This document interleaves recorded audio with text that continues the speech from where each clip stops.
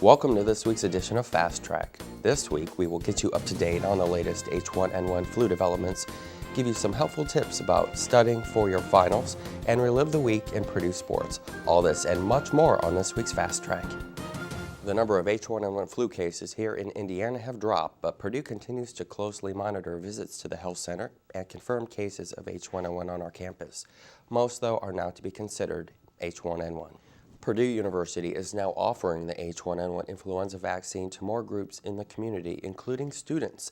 The lack of distribution and waiting time are due to high demand and short supply, but more and more doses will become available. Approximately 8,900 doses are expected to arrive on campus shortly. It is best to call Push First if you have questions or concerns.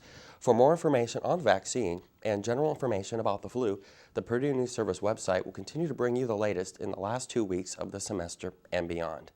It is always best, again, to contact Push First. Quick isn't always the best way to get your health care. In emergency rooms, some doctors are using rapid tests to check children for H1N1 flu.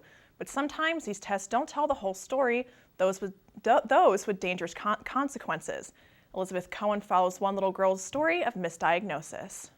Medical tests are supposed to help people, but this rapid flu test may have hurt 9-year-old Haley Murphy. Haley wasn't just sick with H1N1, she was right there. She was on death's door. Back in September, Haley first started showing signs of the flu, so her mother, Julie Murphy, took her to the emergency room. When you brought Haley into the emergency room the first time, they did a test and they told you she doesn't have the flu. She's fine. She doesn't have the flu. She's got a virus of high fevers. Take her home. At home, Haley's temperature climbed to 104 degrees. The next day, her mother took her back to the ER, where again this rapid test said she did not have the flu. You expect when a test says negative that It's negative, yeah. So, But or what did you find out? I found out different.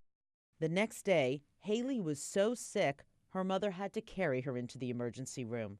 Haley spent the next 6 weeks here in intensive care.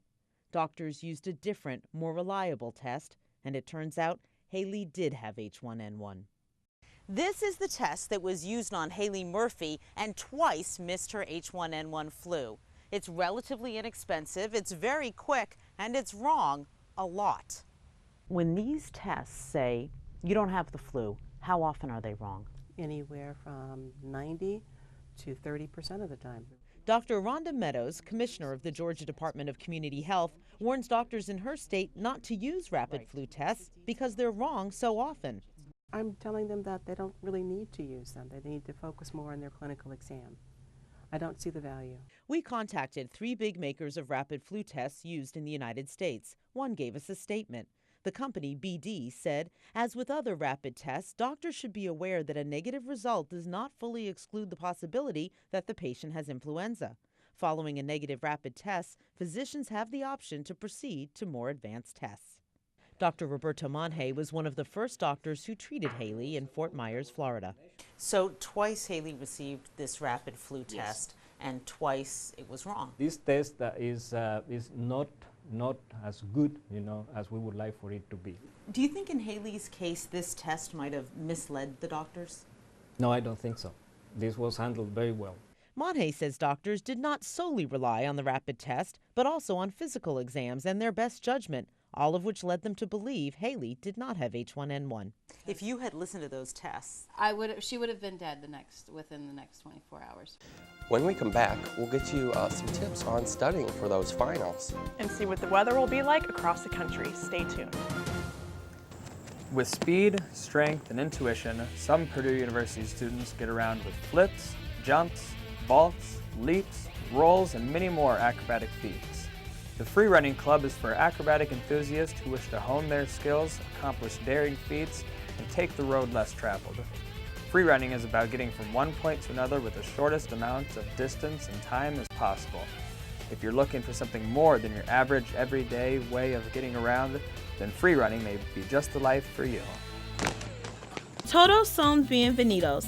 The Latino Cultural Center was established to help promote and enhance understanding of the Latino culture through history and growth. Students and faculty can come and learn about the culture using resources provided by the LCC, such as an ITAP computer lab, a library, study rooms, and lounge areas. The LCC also offers a variety of programs such as Spanish conversation tables, internships, and a Latino leadership retreat. For more information about the LCC, you can visit the website at purdue.edu/LCC, or you can stop by the center located at 6th and Russell.